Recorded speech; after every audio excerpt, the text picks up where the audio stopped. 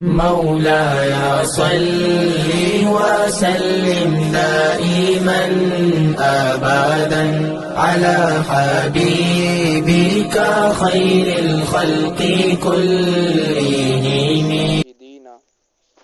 والشاکرین والحمد للہ رب العالمین۔ قال اللہ تبارک و تعالی فی القرآن المجید والفرقان الحمید فی شان حبیب الرحمن الرحیم۔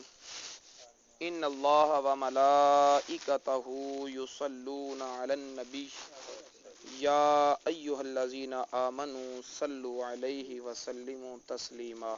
الصلاۃ والسلام علیک یا سیدی یا رسول اللہ وعلی آلک و اصحابک یا حبیب اللہ۔ الصلاۃ والسلام علیک یا سیدی یا رسول اللہ وعلی آلک و اصحابک یا رحمۃ للعالمین۔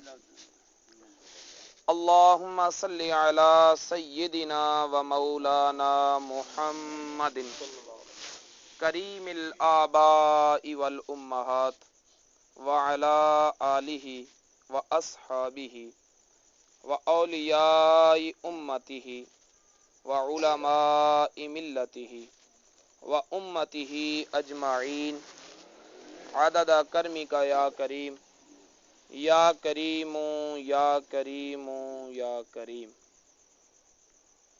چمک تجھ سے پاتے ہیں سب پانے والے، میرا دل بھی چمکا دے چمکانے والے۔ تو زندہ ہے واللہ تو زندہ ہے واللہ، میرے چشم عالم سے چھپ جانے والے۔ مدینے کے خطے خدا تجھ کو رکھے، غریبوں فقیروں کے ٹھہرانے والے۔ حرم کی زمیں اور قدم رکھ کے چلنا، ارے سر کا موقع ہے او جانے والے۔ چمک تجھ سے پاتے ہیں سب پانے والے، میرا دل بھی چمکا دے چمکانے والے۔ حاضرین محترم، اللہ رب العزت کی حمد و ثنا کے بعد اللہ رب العزت کے پیارے حبیب خدا تاجدار بطحا قبلہ کونین سرکار دو عالم نور مجسم حبیب کبریا محمد مصطفیٰ صلی اللہ تعالی علیہ وآلہ وسلم کی پاک بارگاہ بے کس پناہ میں ہدیہ درود و سلام پیش کرنے کے بعد اللہ رب العزت استقامت عطا فرمائے محترم جناب وارث علی صاحب کو، کہ جنہوں نے غوثیہ ٹرسٹ اور حضرت سلطان باہو ٹرسٹ دیگر احباب اہل محبت کے ساتھ تعاون کے ساتھ درس قرآن کا یہ ماہانہ سلسلہ، جس کو ہم کہہ سکتے ہیں کہ یہ غوث اعظم کا مشن ہی یہ ہے، غوث اعظم کا مشن ہے، مشن غوثیہ پر انہوں نے کام شروع کیا۔ اللہ رب العزت انہیں اپنے عزائم پر استقامت عطا فرمائے اور نیک مقاصد میں کامیابی عطا فرمائے۔ خادم دین ہونے کی حیثیت سے خادم کا ذمہ ہے کہ وہ خدمت انجام دے، اور در حقیقت نبی پاک صلی اللہ تعالی علیہ وآلہ وسلم کی ثنا کرنے والا کوئی بھی ہو، میں اپنے آپ کو اس کے قدموں سے لگنے والے ذرات میں سے ایک ذرہ ہی سمجھتا ہوں۔ سنو اے پوچھنے والو، سنو کہ کیا ہوں میں، نبی کے چاہنے والوں کی خاک پا ہوں میں۔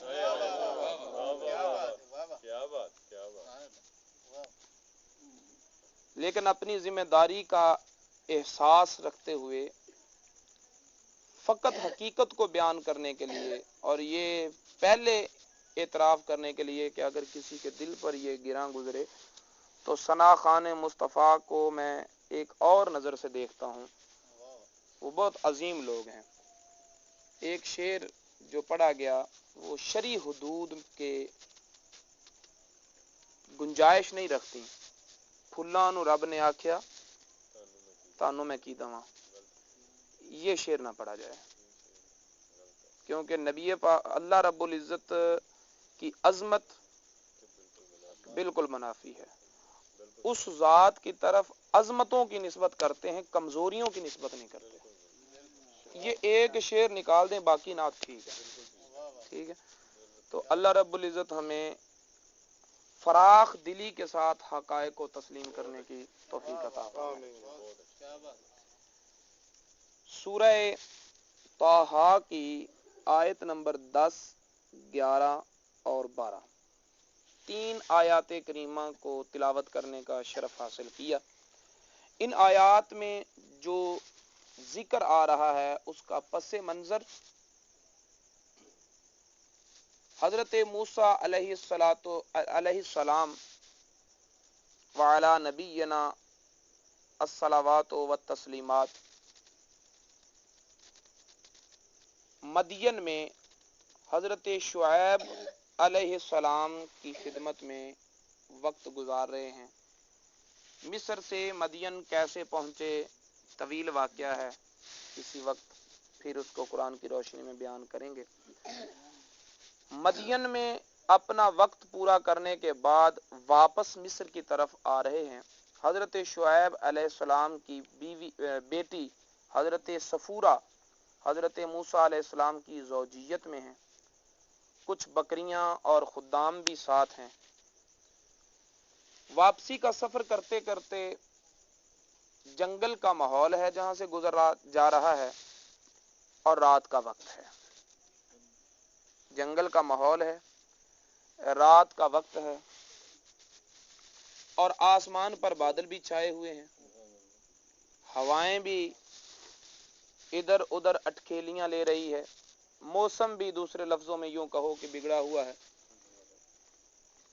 سردی کا موسم ہے، اور روایات میں آتا ہے کہ حضرت موسیٰ علی نبینا وعلیہ السلام کی زوجہ محترمہ حضرت صفورہ اس وقت حاملہ ہیں. تو ایسی صورت میں ضرورت تھی کہ سفر کو روک دیا جائے، لیکن جنگل کا ماحول ہے،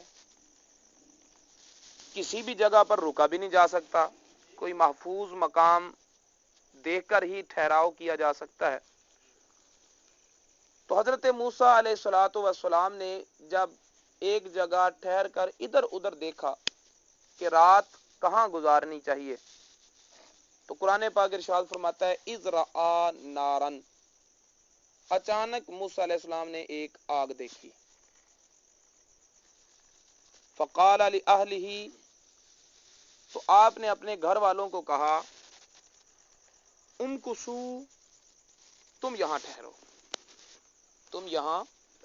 یہ جمع کا صیغہ ہے. جمع کا صیغہ بتاتا ہے کہ صرف گھر والی نہیں تھی، کوئی خدام بھی ساتھ تھے، ورنہ واحد مؤنث کا صیغہ بولا جاتا، امکسی کہا جاتا. دو بھی نہیں تھے، ورنہ تثنیہ کا صیغہ بولا جاتا. تین تھے یا تین سے بھی زیادہ تھے، جن کو حضرت موسیٰ علیہ السلام نے فرمایا کہ تم یہاں ٹھہرو. انی آنست نارا، میں نے آگ کو محسوس کیا ہے، میں نے آگ کو دیکھا ہے. لعلی آتیکم منہا بقبس، یا تو میں اس آگ سے ایک شعلہ آپ کے پاس لے آؤں گا. او اجد علی النار ہدی، یا پھر جہاں آگ جل رہی ہے تو یقیناً وہاں کوئی جلانے والا بھی ہوگا،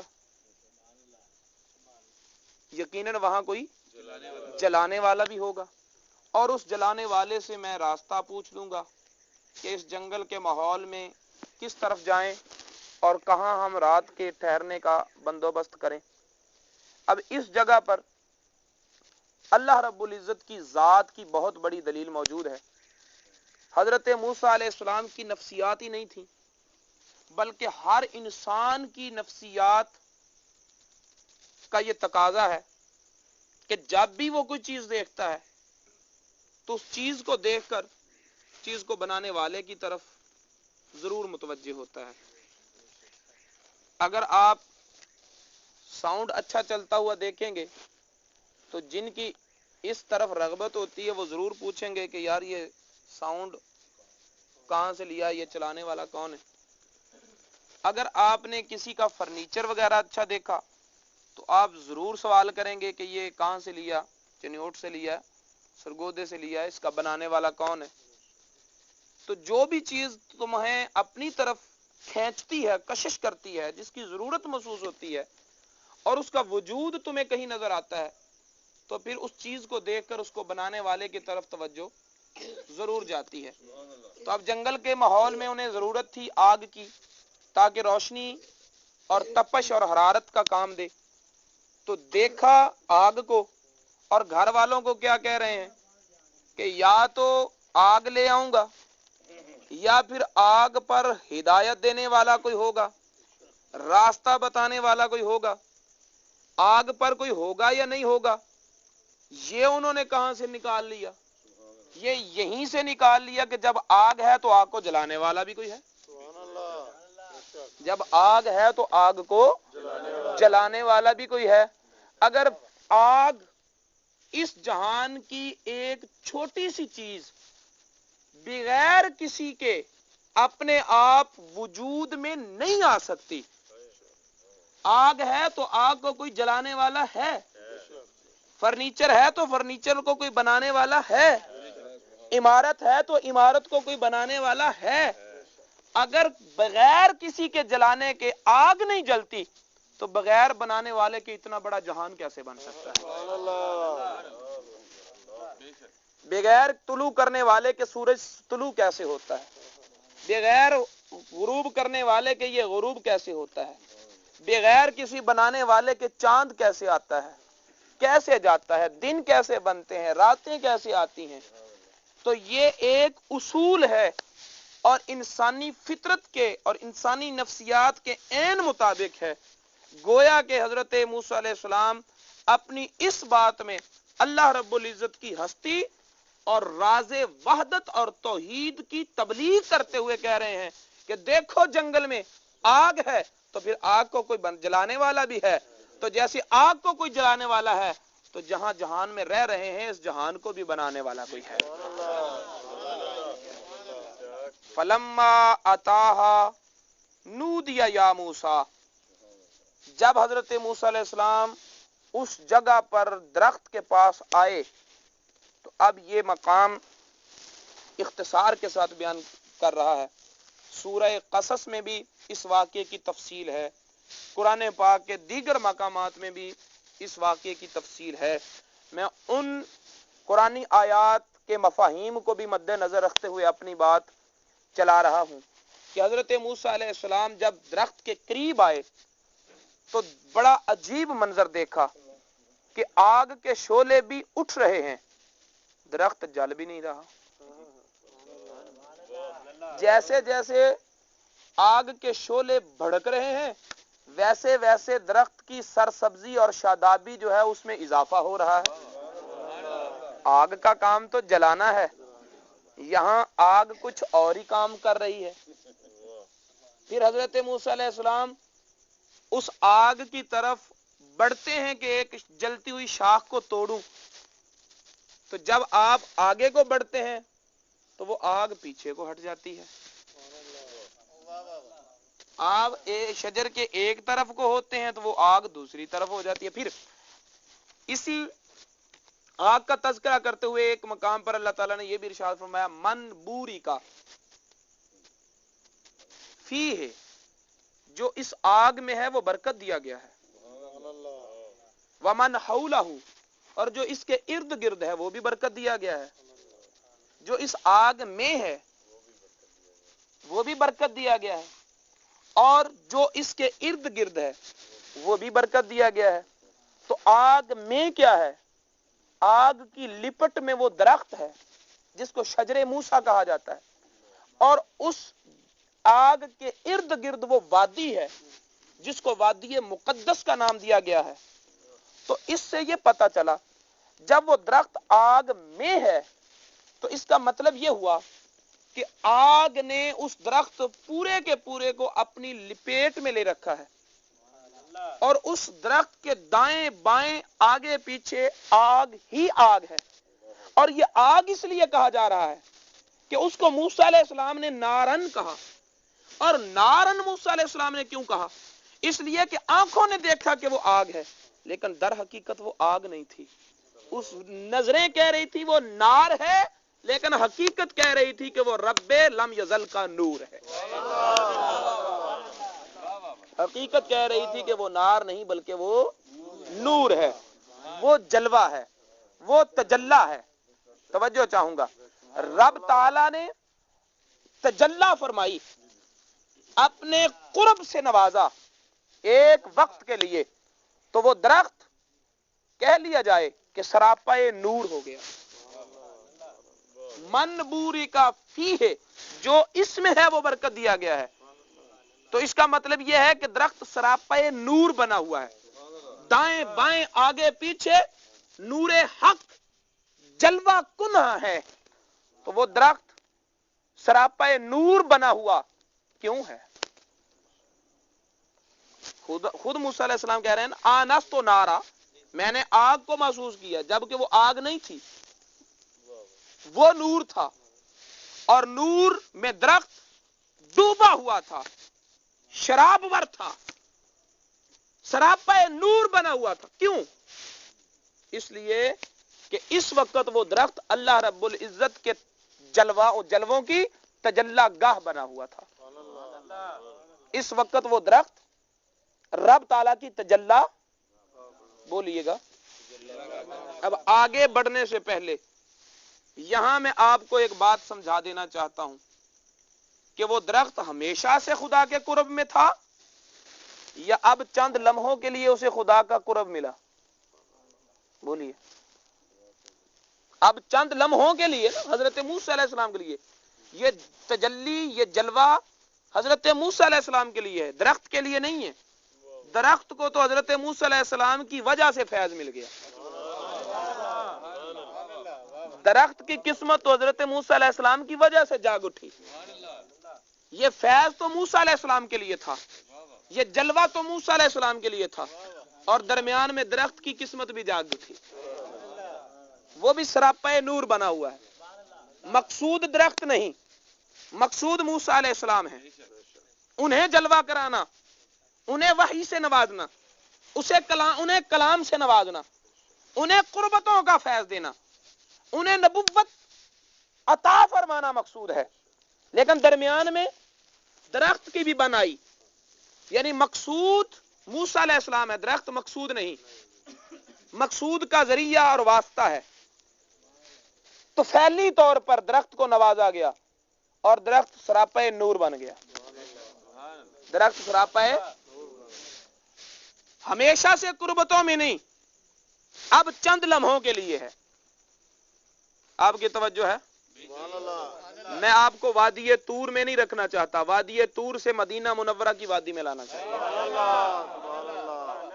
رب تعالیٰ ارشاد فرماتا ہے ما ودعک ربک وما قلی، اے میرے محبوب میں نے کبھی تجھے اکیلا نہیں چھوڑا، ہمیشہ تجھے اپنے قریب رکھا ہے، یا میں تیرے قریب رہتا ہوں. تیری اور میری قربت دائمی ہے، ہمیشہ سے ہے.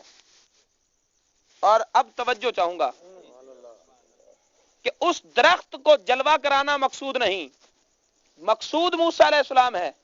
تو فعلی طور پر قربت مل گئی درخت کو، درخت کو قربت ملی تو فعلی طور پر، میرے مدینے کے چاند کو ملی مقصودی طور پر. درخت کو قربت حق تعالی ملی چند لمحوں کے لیے، اور مصطفیٰ کریم کو اللہ رب العزت کا قرب خاص ہمیشہ سے ہے، ہمیشہ کے لیے ہے. درخت خدا کی تجلی کا جلوہ گاہ بنا زمین پر رہتے ہوئے، اور مصطفیٰ کو اللہ رب العزت نے اپنے جلووں کا فیض دیا، فقط زمین پہ رہتے ہوئے نہیں بلکہ عرش اولا کی خلوتوں میں. توجہ ہے؟ اب اتنے فرق، زمین پر رہتے ہوئے فیض ملا، خدا کی قربت ملی، مقصودی طور پر نہیں تو فعلی طور پر ملی. اور اگر اتنی سی قربت سے، اتنی سی لمحاتی تجلی گاہ سے درخت سراپائے نور بن گیا تو جو ہمیشہ خدا کی قربتوں میں رہتا ہے پھر اس کے نور ہونے میں کیا شک رہ گیا؟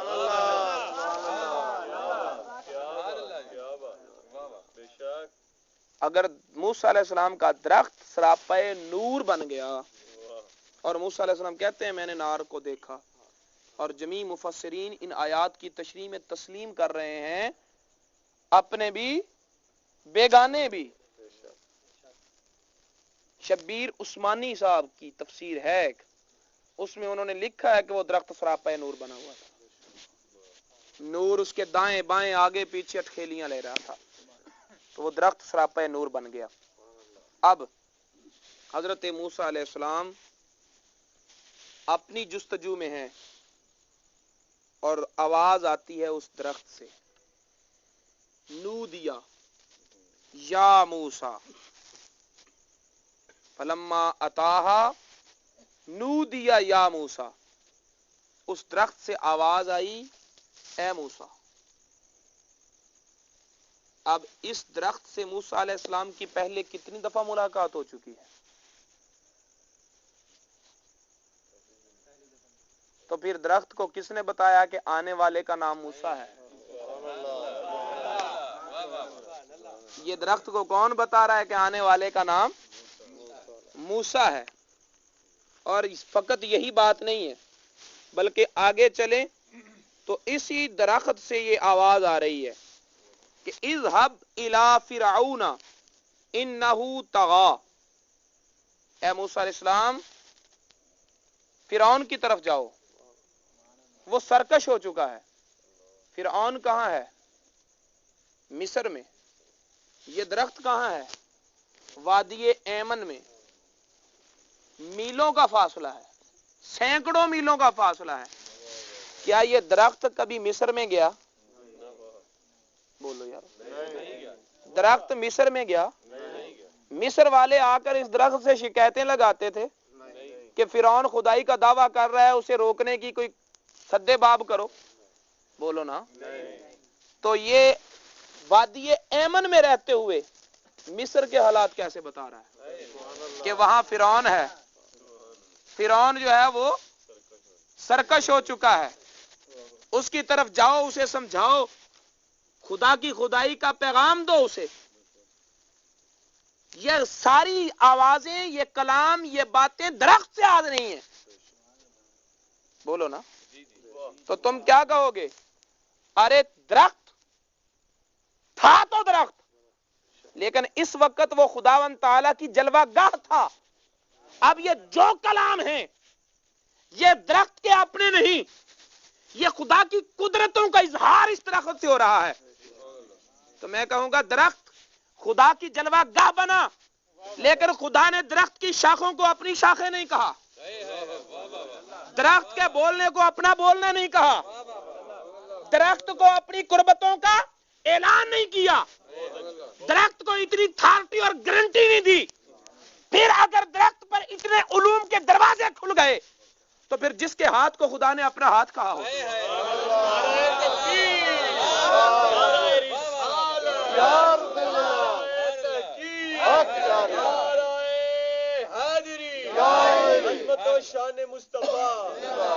ید اللہ فوق ایدیہم، اور جس کے بولنے کو اللہ نے اپنا بولنا کہا ہو۔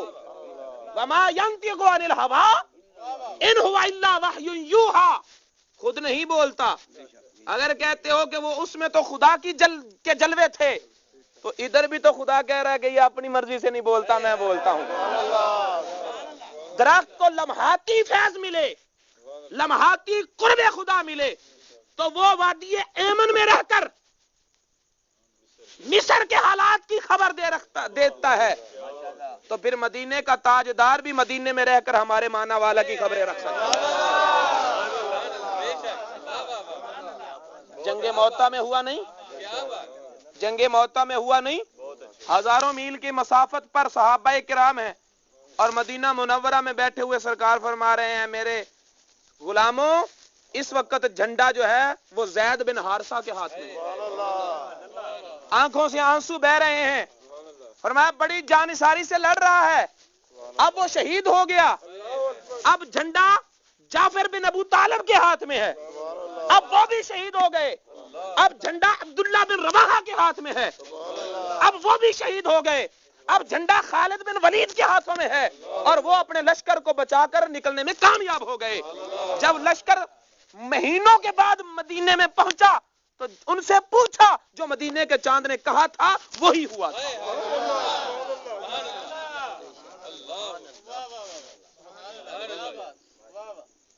میرے دوستو، انی فلما اتاہا نودیا یا موسیٰ، آواز آئی اے موسیٰ، انی انا ربک، بے شک میں تیرا رب ہوں، بے شک میں تیرا رب ہوں۔ کون کہہ رہا ہے؟ اللہ رب العزت کہہ رہا ہے، لیکن سامنے کون ہے جس سے آواز آ رہی ہے؟ درخت ہے، درخت سے آواز آ رہی ہے کہ میں تیرا رب ہوں۔ موسیٰ علیہ السلام سمجھ گئے کہ درخت تو رب نہیں ہے نا، جو رب ہے وہی بول رہا ہے نا، جو رب ہے وہی کہہ رہا ہے نا کہ میں تیرا رب ہوں۔ فاخلعنا علیک، اپنے قدموں سے جوتے اتار دو۔ فاخلعنا علیک، اپنے قدموں سے جوتے اتار دو۔ انک بالوادی المقدس طویٰ،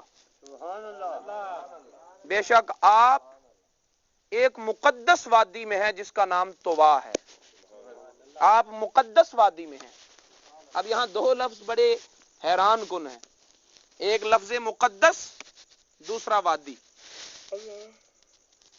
اگر بیت مقدس کہا جائے کہ گھر پاک ہے تو وہ سمجھ میں آتا ہے کہ بیت کمرے کو کہتے ہیں، کمرے کو صاف ستھرا رکھا جا سکتا ہے، اور اگر مقدس صفت کسی گھر کی ہو تو بھی سمجھ آتی ہے۔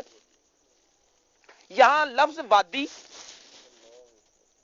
اور وادی کسی آبادی کو نہیں کہتے، وادی تو جنگل اور پہاڑ دونوں چیزیں ہوں، اور پہاڑوں کی جو ڈھلوان ہوتی ہے اس کو وادی کہتے ہیں۔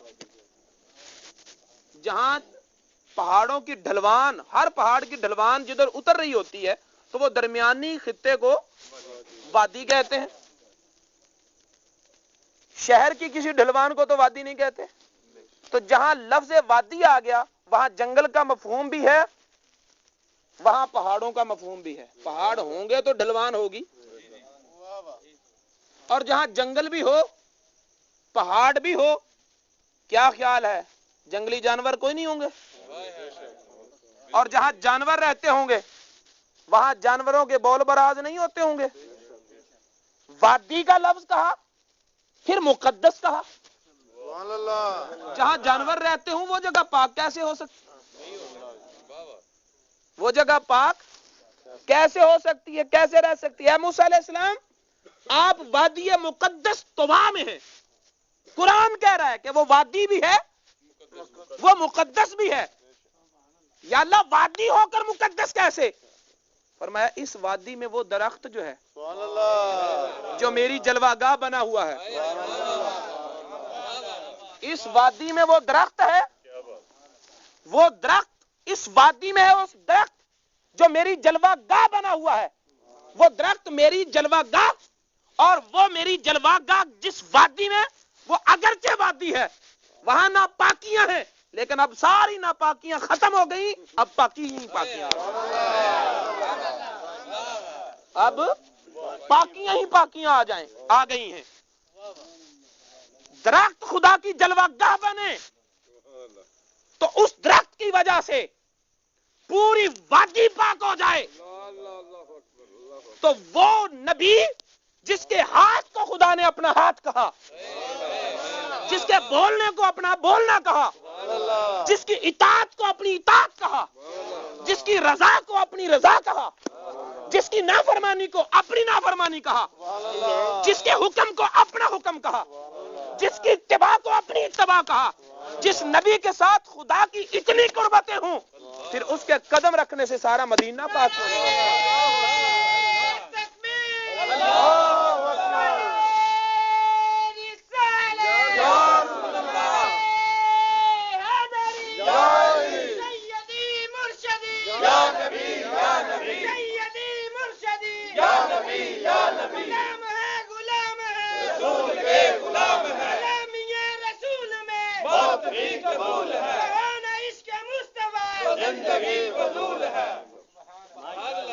تو وہ وادی مقدس وادی ہو گئی کیونکہ اس وادی میں ایک درخت تھا.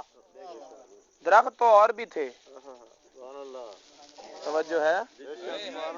اب یہ تو کوئی پوچھے حضرت موسیٰ علیہ السلام سے کہ یہ درخت دوسرے درختوں کی مثال ہے یا نہیں, یا دوسرے بھی تو درخت ہی ہیں, یہ بھی درخت ہی ہے. پھر آپ اتنا لمبا چوڑا سفر کر کے جب اللہ سے بات کرنے آتے ہیں تو پھر اسی درخت کے پاس کیوں آتے ہیں؟ اس کے پتے کوئی دوسروں سے مختلف ہیں, اس کی شاخیں کوئی دوسروں سے مختلف ہیں. لیکن حضرت موسیٰ علیہ السلام جواب دیں گے, او کم عقل کم خرد, اس درخت کی عظمت کو دیکھنے کے لیے پتوں پہ نظر نہ کر, شاخوں پہ نظر نہ کر, اس کی سرزمین پہ نظر نہ کر, بلکہ اگر اس درخت کی عظمتوں کو دیکھنا ہے تو پھر اس عظیم کو دیکھ جس عظیم نے اس درخت کو عظمتیں دے دی ہیں. جس عظیم نے اس درخت کو عظمتیں دے دی ہیں.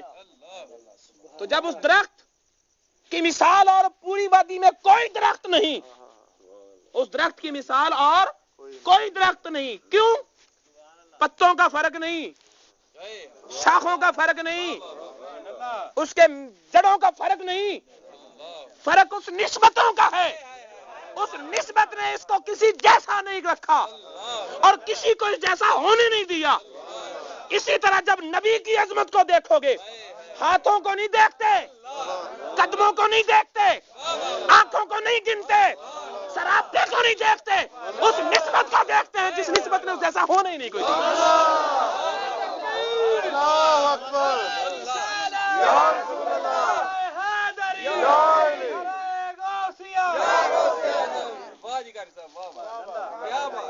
اس کے بھی دو ہاتھ, ہمارے بھی دو ہاتھ. بھوک کی وجہ سے پیٹ پر پتھر انہوں نے بھی باندھا تھا, ہمیں بھی ضرورت پیش آتی ہے. اور خدا کے بندو, تمہیں بھوک کی وجہ سے پیٹ پر پتھر باندھنے نظر آتے ہیں, پھر 8 دن تک سومے وصال رکھنا نظر نہیں آتا. تمہیں غار ثور میں 3 راتیں گزارتے نظر آتے ہیں, ایک ہی رات میں عالم ارواح تک جاتے ہوئے نظر نہیں آتے.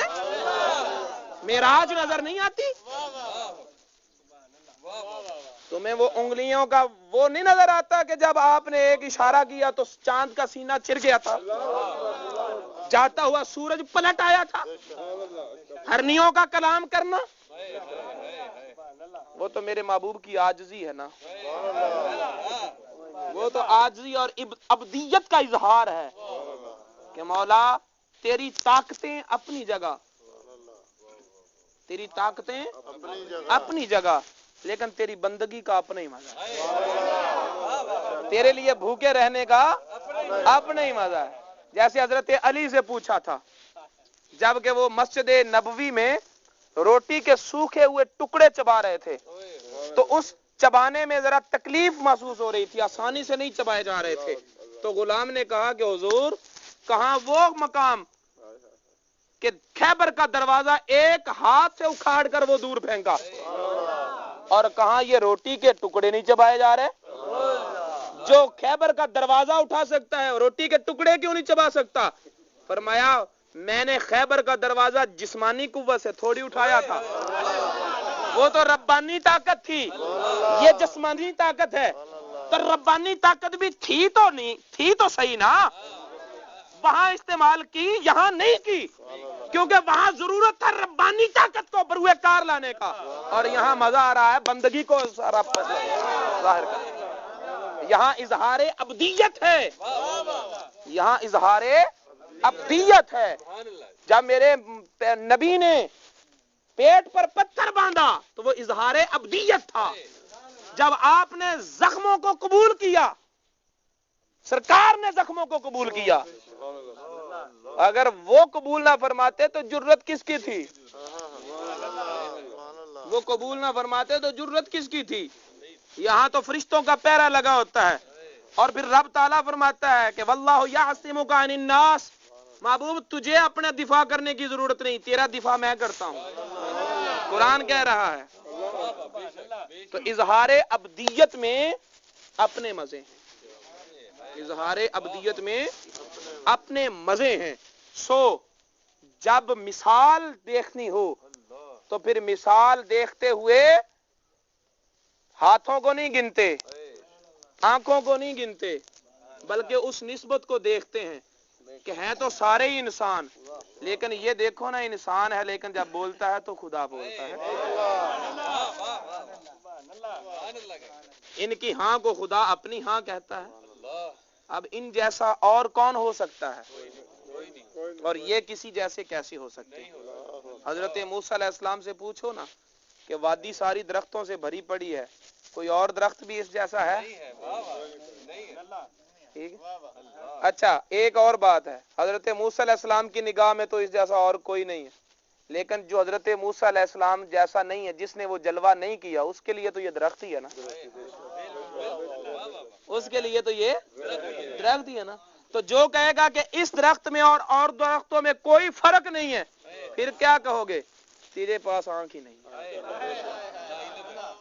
تیرے پاس آنکھ ہی نہیں ہے، تو بے علم ہے، تجھے پتہ ہی نہیں، تجھے موسیٰ علیہ السلام کی صحبت بھی نہیں ملی۔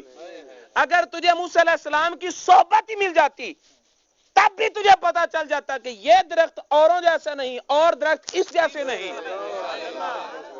تو بے خبر ہے، تو بے گانا ہے، تو اس کی یہ مثلیت کی بات کرنا اس کے بیگانے ہونے کی دلیل ہے، بے خبر ہونے کی دلیل ہے، حقیقت کا بیان نہیں ہے۔ بس جو نبی کی مثال تلاش کر لیتے ہیں وہ بھی بیگانے ہیں،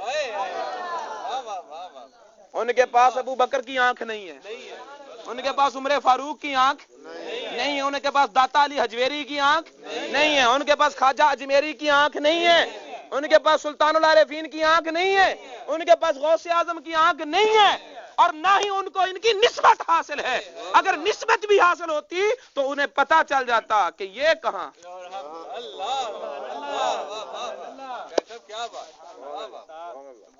میں آپ کی توجہ اس امر کی طرف بھی دلانا چاہوں گا کہ وادی مقدس طوا میں وہ درخت ہے، وہ درخت وادی میں ہے، خدا کی جلوہ گاہ وہ درخت ہے، پھر وہ درخت وادی میں ہے، ساری وادی پاک ہو گئی۔ اور میرے نبی میں تو خدا کی قدرت کے اتنے جلوے ہیں کہ فرماتا ہے من رآنی فقد رأى الحق، جو مجھے دیکھ لے خدا کوئی پیچھے رہ گیا۔ خداوند تعالیٰ کی جلووں کا مظہر اتم دیکھنا ہے تو مجھے دیکھو۔ خداوند تعالیٰ کے جلووں کا مظہر اتم میری ذات ہے، میرا چہرہ ہے، میں ہوں۔ توجہ ہے؟ وہ درخت وادی میں آ جائے۔ اب توجہ چاہوں گا، وہ درخت تھا وادی طوا میں، تو وہ درخت ساری وادی ہو گئی پاک۔ بالفرض وہ درخت وادی طوا میں نہ ہوتا، وہ مصر میں ہوتا، تو پھر یہ تقدس کسے ملتا؟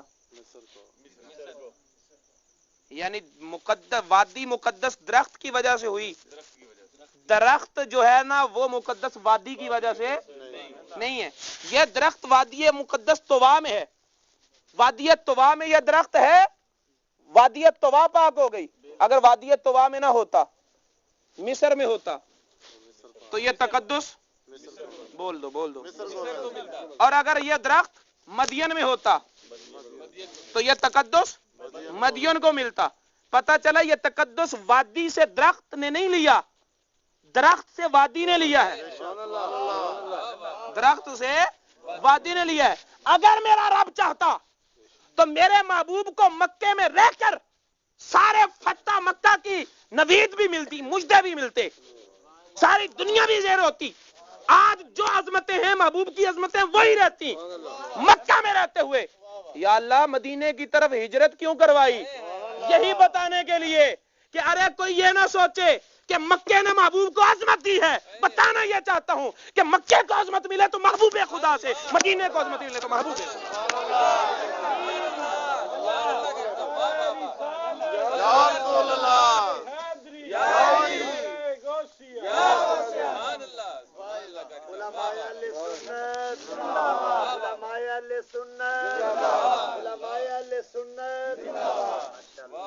تو میرے دوستو, ایک مثال میں دوستوں کو سنایا کرتا ہوں.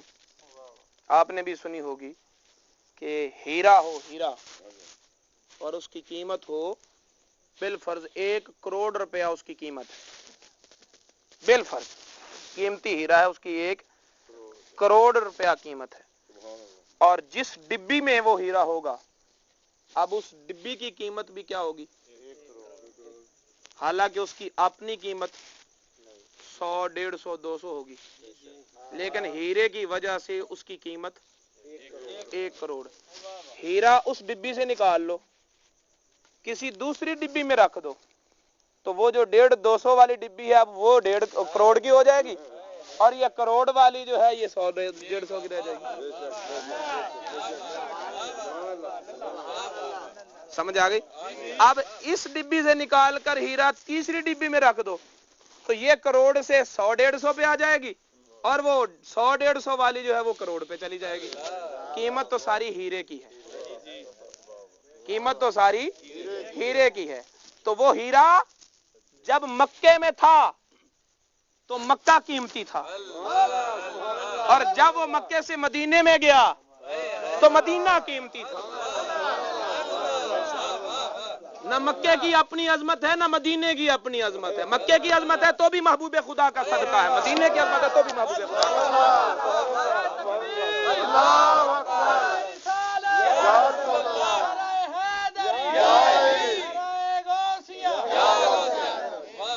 تو وہ ہیرا جب مکہ میں ہو تو مکہ سب سے افضل, جب مدینے میں ہو تو مدینہ سب سے افضل, اور علی کی گود میں ہو تو علی کی گود سب سے افضل, صدیق کے کندھوں میں ہو تو صدیق کے کندھے سب سے افضل. قیمت تو ساری ہیرے کی, قیمت تو ساری کی ساری. صدیق اکبر کا ذکر کرنا آج ضروری تھا کیونکہ جمادی الاخری حضرت صدیق اکبر کے وصال کا مہینہ ہے. 22 جمادی الاخری کو حضرت صدیق اکبر کا وصال ہوا تھا. اور یہ بھی آپ کو بتا دوں کہ یثرب کہا جاتا تھا مدینے کو, مدینہ منورہ کو کیا کہا جاتا تھا, یثرب, یعنی بیماریوں کا گھر, بیماریوں کا گھر. جتنی بیماریاں تھیں, فضا میں آلودگی تھی, آب و ہوا میں آلودگی تھی, پانی میں آلودگی تھی, موسم بھی ناسازگار تھا, کچھ بھی ٹھیک نہیں تھا. مدینے والے کو رب نے وہاں بھیجا, یا اے محبوب جو پہلے سے ٹھیک ہوں گے ان کے پاس جائے گا تو تیری قدر و قیمت کا اندازہ کیسے ہوگا. بتانا تو یہی ہے دنیا کو, دنیا کو یہی تو بتانا ہے کہ جس کے پاس کچھ نہ ہو سوائے بیماریوں کے, جب مدینے کا چاند وہاں قدم رکھتا ہے تو وہ بیماریوں کا گھر نہیں رہتا بلکہ دارالشفا بن جاتا ہے, بلکہ وہ دارالشفا بن جاتا ہے. کل یہی مدینہ ہے, کل تک یہی مدینہ تو تھا جسے یثرب کہتے تھے. صحت مند آدمی جاتا بیمار ہو جاتا. آج وہی مدینہ ہے جس کی مٹی بھی شفا ہے, بیمار اس مٹی کو پانی میں بھگو کر پی لیتے ہیں تو بیمار بھی شفا پا جاتے ہیں. کل تندرست بھی یہاں آ کر بیمار ہو رہے ہیں, اور آج بیمار یہاں آ کر صحت یاب ہو رہے ہیں. آج بیمار یہاں آ کر صحت یاب ہو رہے ہیں. یہ تبدیلی کہاں سے آئی؟ یہ کملی والے محبوب نے قدم رکھا تو تبدیلیاں آ گئیں. اب میں اپنی گفتگو کو اس پیغام پر کلوز کر رہا ہوں کہ اگر اس مدینے کے چاند کا قدم یثرب میں لگ جائے تو وہ مدینہ بن جائے. سمجھ لو کہ ہمارا وجود بھی یثرب کی مانند ہے. ہم بیماریوں کے گھر ہیں. ہماری نگاہیں ناپاک، ہمارے کان ناپاک، ہماری سماعتیں بیمار ہیں، ہمارے دل دماغ بیمار ہیں، ہمیں ظاہری باطنی روحانی جسمانی ہزاروں بیماریاں ہیں. اور ایسی فضا ہے ہمارے باطن کی کہ جو ہماری صحبت میں آ جائے وہ تندرست بھی ہو تو بیمار ہو جائے. اگر اس یثرب کو مدینہ بنانا چاہتے ہو تو جس مدینے والے نے مدینے میں قدم رکھا اور یثرب کو مدینہ بنا دیا، اس مدینے کے تاجدار کو اپنے دل میں جگہ دے دو. اس کی یادوں کو اپنے سینے میں لے آؤ. اس کے ذکر اور درود و سلام کو اپنی زبانوں پہ لے آؤ. اس کی یادوں کو اپنے دل و دماغ میں لے آؤ. جب اس کی یادیں تیرے دل و دماغ میں آ جائیں گی، تیرے سینہ اس کا مدینہ بن جائے گا، تو تیرا وجود یثرب نہیں رہے گا بلکہ مسئلہ مدینہ بن جائے گا. اس لیے جیسے کل مدینے کی سرزمین یثرب تھی، صحت مند کو بیمار کرتی تھی، پھر مدینے والا آیا تو بیماروں کو بھی شفا مل رہی ہے. اسی طرح تیرا وجود اگر آج یثرب ہے تو پھر مدینے والے کو اپنے دل میں لیا، ان کا ذکر زبان پہ سجا لے، ان کی یاد اپنے دل میں بسا لے، درود و سلام کو اپنی صبح و شام کا ورد اور حرز جاں بنا لے، اور درود کی کثرت اتنی کر میں سو جاؤں یا مصطفیٰ کہتے کہتے، کھلے آنکھ صلی اللہ کہتے کہتے، دروازہ کھٹکھٹاتے رہو، التماس کرتے رہو، پکارتے رہو، کبھی کرم ضرور فرمائے. اور میں یہ بات بھی اپنے دوستوں کی حوصلہ افزائی کے لیے اور ہمت دلانے کے لیے کیا کرتا ہوں کہ اگر کوئی آدمی میدانی علاقے کا رہنے والا ہو، وہ پہاڑوں میں جائے تو پہاڑ اس کی دلچسپی کا سامان ہوتے ہیں. ایک پہاڑی پر چڑھے گا، اترے گا، پھر دوسری پہ چڑھے گا، اترے گا. توجہ ہے نا؟ اس کی دلچسپی، جو پیدا ہی پہاڑوں میں ہوا ہو اسے پہاڑوں میں کیا دلچسپی ہے کوئی دلچسپی؟ تو پھر آپ بتاؤ، مدینے والے پیدا میدانی علاقے میں ہوئے ہیں یا پہاڑی علاقے میں؟ پہاڑی علاقے میں پیدا ہوئے ہیں. تو احد پہاڑ پر کیوں جاتے تھے؟ احد پہاڑ پر وہاں کوئی باغ تھا؟ وہاں کوئی چشمہ تھا؟ وہاں کوئی پھلدار درخت تھے؟ وہاں کیوں جاتے تھے؟ پہاڑوں میں رہے ہیں، پہاڑوں سے کیا دلچسپی؟ احد پہاڑ پر کیوں جاتے تھے؟ وجہ بھی بتا دی. احد جبل یحبنا ونحبہ. احد وہ پہاڑ ہے، وہ ہم سے محبت کرتا ہے، ہم اس سے محبت کرتے ہیں. غلام ہے رسول کے، غلام ہے، غلام ہے، غلام ہے رسول کے، غلام ہے. غلامی رسول میں موت بھی حیات ہے، غلامی رسول میں موت بھی حیات ہے. جو ہو نہ عشق مصطفیٰ زندگی فضول، جو ہو نہ عشق مصطفیٰ زندگی فضول. خدا کرے قبول ہو ہمارا عشق مصطفیٰ، خدا کبھی قبول ہے ہمارا عشق مصطفیٰ. تو میرے دوستو، احد پہاڑ عاشق مصطفیٰ تھا، آج بھی عاشق مصطفیٰ ہے. اور احد پہاڑ کا عشق، احد پہاڑ کی محبت، احد پہاڑ کی برداشت سے جب بڑھ جاتی تھی تو مدینے کا چاند اسے تسکین دینے کے لیے اسے تسکین دینے کے لیے، نوازنے کے لیے، دیدار دینے کے لیے، فیض دینے کے لیے، احد پہاڑ اگر ان سے محبت کرے تو مدینے کا چاند اسے محروم نہیں رکھتا. اگر تو کسی رات کو آنسو بہا دے گا، تیرے آنسو وہ دیکھ لے گا. وہ تو ایسا لجپال ہے کہ پتھر بھی محبت کریں تو انہیں بھی صلہ دیتا ہے. پھر کے گلی گلی تباہ، ٹھوکریں سب کی کھائے کیوں. جہاں تیری محبتوں کی کوڑی قیمت نہیں، وہاں اپنی محبتوں کو تو نیلام کرتا پھر رہا ہے. اور تجھے وفا کے بدلے وفا کیسے ملے کہ بازار دنیا میں وفا نام کی شے ہی نہیں. اگر وفائیں لینی ہے، اگر جزائیں لینی ہے، اگر محبت کا سرا لینا ہے، اگر عشق کی قیمت دیکھنی ہے تو آنا بازار مصطفیٰ میں، بازار مصطفیٰ میں آ۔ حضرت بلال کی قیمت پڑی کہ نہ پڑی؟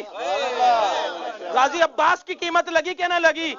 اور آج دیکھو ممتاز قادری کون تھا، کون جانتا تھا، کتنے لوگوں اس سے واقف تھے؟ ایک کام مصطفیٰ کا کیا، بچے کی زبان پر ممتاز قادری، مر تو سب نے جانا ہے، رہنا کس نے؟ زندہ تو وہ ہے جس کا نام زندہ ہو گیا۔ میرے دوستو آ جاؤ، ٹھوکریں کھاتے پھرو گے، ان کے در پر آ پڑو۔ قافلہ تو اے رضا اول گیا آخر گیا۔ تو قرآن پاک کے ان مقامات کی روشنی میں ہمیں یہی درس ملا، قرآن پاک کے اس مقام نے ہمیں یہی پیغام دیا کہ دوستو خدا کی قربت کا فیض ملے، درخت سراپا نور ہو سکتا ہے، تو جو ہمیشہ ہی خدا کی قربتوں میں گم رہتا ہے پھر وہ نور کیوں نہیں ہے؟ درخت خدا کی جلوہ گاہ بنے تو اس پر غیب کے دروازے کھل جائیں، اور وہ وادی طوا میں رہ کر مصر کے حالات بتا دے، تو جو ہمیشہ خدا کی قربتوں میں رہتا ہے پھر اس سے کیا چیز غائب رہ سکتی ہے؟ اور درخت جب خدا کی جلوہ گاہ بنے، جہاں قدم رکھ دے ساری وادی مقدس ہو جائے، تو جو خدا کا آئینہ ہے، مظہر ذات ہے، پھر وہ جس دل میں آ جائیں گے پھر وہ مقدس کیوں نہیں ہو جائے گا؟ اپنی پستیوں سے اٹھو، عظمتوں کا سفر کرو، پستیوں سے نکلو، عظمتوں کا رخ کرو، آلودگیوں سے نکلو اور تقدس کا سفر کرو، ارے بیماریوں سے نکلو اور دار الشفا بن جاؤ۔ کہاں خود بیمار ہو، کہاں لوگوں کی شفا کا مرکز بن جاؤ گے؟ کب؟ جب تمہارا سینہ مصطفیٰ کا مدینہ بن جائے۔ آج لے ان کی پناہ، آج مدد مانگ ان سے، پھر نہ مانیں گے قیامت کو اگر مان گیا۔